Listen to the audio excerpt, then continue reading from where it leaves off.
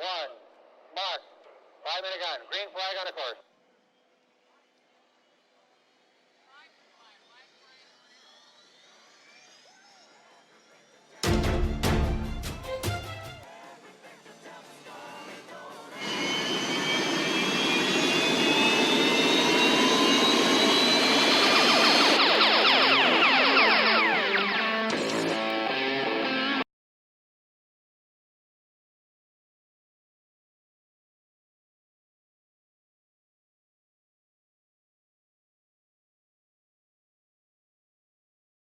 To go boat racing. Here's who will be racing in Heat 1B, presented for Seafair by Graham Trucking.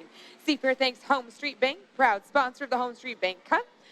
Start of Heat 1B is in a few minutes away. Seafair reminds that for you and the safety around you, the friends around you, you must be out of the water when the hydros are on the Ted Jones race course.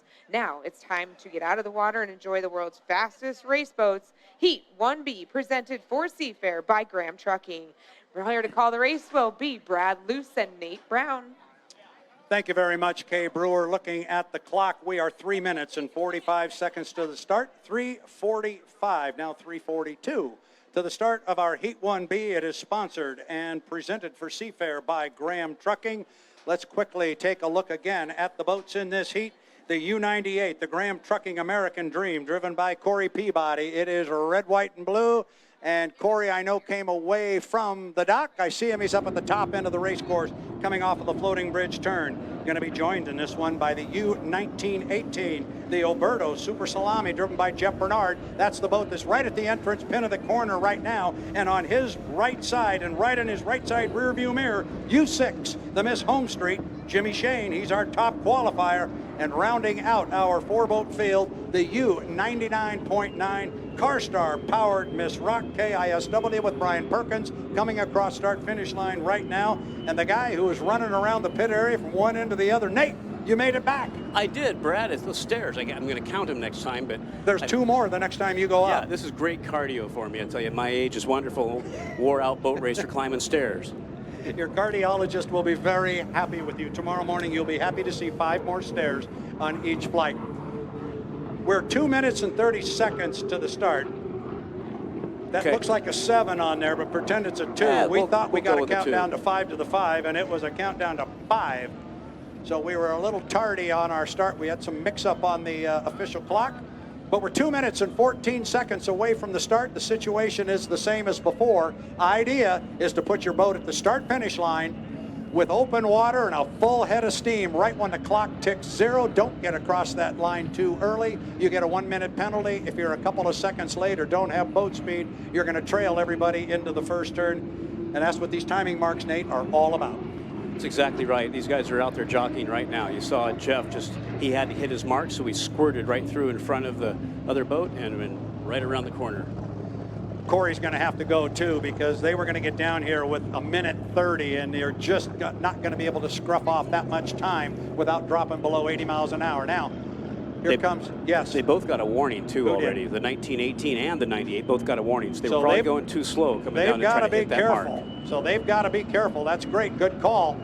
They've got to be careful now and make sure they stay above 80 miles an hour. Should not be a problem from where they are right now, because there's a minute 15 to the start, and Jeff is just now coming across start-finish line. And entering the lower corner down here is Brian Perkins in the 99.9 as we come up on the 1 minute mark with 3 seconds, 2 seconds, 1 mark. 1 minute. 1 minute to the start of our Heat 1B, presented for Seafair by Graham Trucking. Up the backstretch, and he is sitting in lane number 1, Nate, is Brian Perkins in that brand new 99.9 CarStar powered Miss Rock.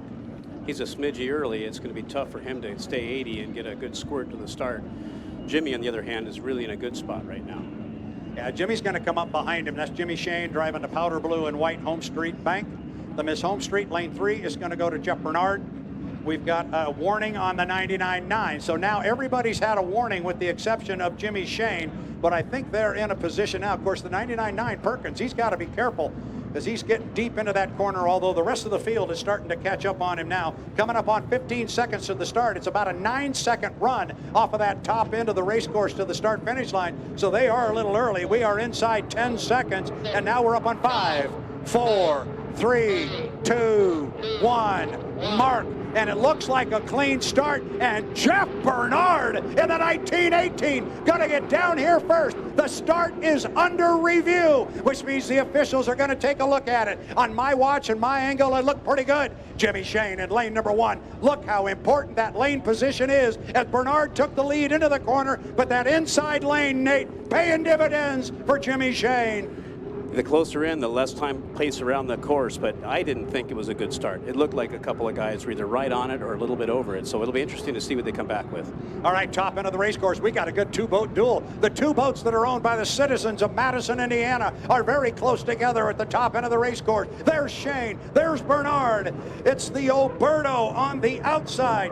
Oberto Super Salami and Jeff Bernard trying to run down his buddy Jimmy Shane, and doing it on the outside is a tall order, because it is Shane with about 3, maybe 4 boat lengths on Bernard to the entrance pin of the corner. All Jimmy Shane. Got a good race going out front. We've got a good race going for 3rd place. Keep an eye on that one, Nate. You got a good boat race going. I tell you what, I mean, Corey Peabody is doing great to stay up with the 99.9 like that. He's doing awesome, and so is Jeff Bernard. I'm really happy to see 2 teammates actually going deck to deck out there and pushing it. You wouldn't think that would normally happen, but I think these guys are teammates, but they're going for it on the course. I think they are racing for 2 very separate and distinct sponsors, and the sponsor says go, and they are going. So we're at the top end of the race course on the second of 3 times around. Shane to the exit pin of the corner up there. Still got his right side rear view mirror full of Jeff Bernard. But look at this race coming for 3rd. You talk about Peabody doing a good job. He's driving a great big race course. He's running about lap number 4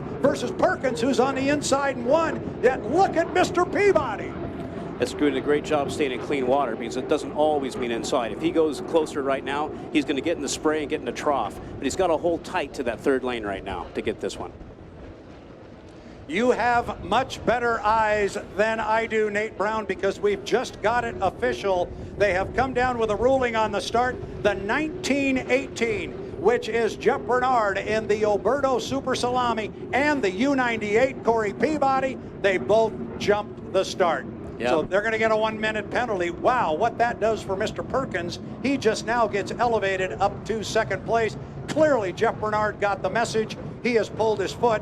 Perkins is going to go by him anyway, but here comes the winner of our Heat 1B, presented for Seafair by Graham Trucking, Jimmy Shane. Miss HomeStreet will come home in first. Then Jeff Bernard's going to come across, but he's got a 1-minute penalty. Hidden in the spray on the inside is his good old friend, Brian Perkins, driving the CarStar-powered Miss Rock. 4th place will go to Corey Peabody in the Graham Trucking American Dream. Too bad we had the gun jumping, but there was some good boat racing out there. Yeah, there really was. And the fans up and down the beach want to see a good boat race. They don't really care about the point championship and all that. They want to see a good deck-to-deck boat race. And we saw a couple of good races out there. And it was a good start for Jimmy. I knew he was in a great spot.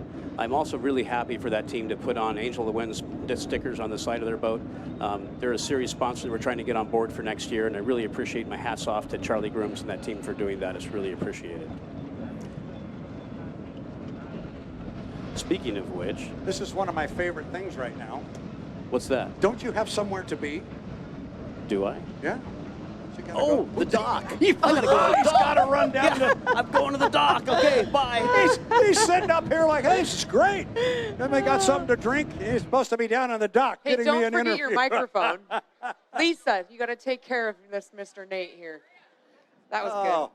That was good. That was pretty funny. I was looking at him going, what are you doing here? You're supposed to head down to a dock and go get a winner. Well, Brad, that was an interesting race. We were watching some of the 80-mile-an-hour issues, and so that became the main factor. There was the warnings, there was gun jumping, there was points being shuffled all over the place on this heat. So we're just going to have to wait until they can scramble up these points, and then we'll see exactly who was our winner. But we know that Jimmy Shane was the winner unless there was other kinds of infractions or penalties. But I believe even with all of the penalties, the 80-mile-an-hour and the gun jumping, our winner still is Jimmy Shane. Yes, that is unofficial. It is an unofficial. Yeah, that's unofficial, but toward that end, we do have official results from Heat 1A. Everybody cleared tech inspection, so the finish order that we had in Heat 1A stands, and so that's clean. Now we'll wait and see what the final word is here on our Heat 1B, presented for Seafair by Graham Trucking. Boy, here it is right there. Oh, they jumped by at least 3 seconds, I'd have to say. Well, I can tell you what, now I know where my mistake came from, because that clock on there was substantially different, like by about a second than my watch. And I think I was looking at my watch and watching the monitor there. You need new batteries in your watch, apparently. Would that make a difference? Oh, it only loses about 5 minutes an hour, so I don't think it's that far off. Well, Anyway. For our fans that are listening in on the radio and here on the beach, we welcome you. The show's not over. We still have an air show to go this afternoon. My daughter's down there really waiting, exciting to see that. And I know that my daughter is a huge Jimmy Shane fan, so I know she's super excited down there, and she probably wants to go meet Jimmy Shane and give him a big old hug.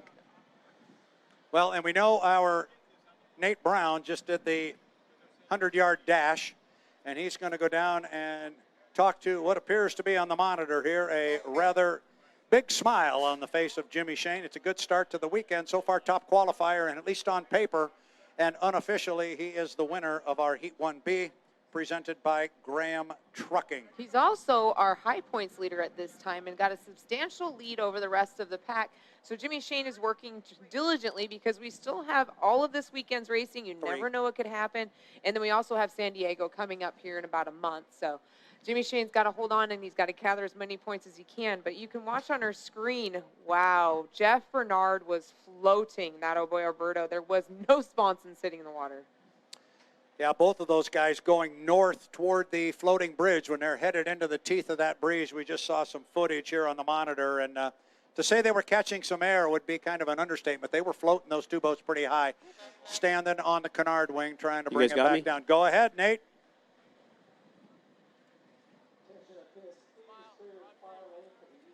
Nate, if you can hear us, we're ready for your interview if you've got Jimmy Shane. I've got both of them right here, teammates. I'm going to hold them right here and hold them to the dock.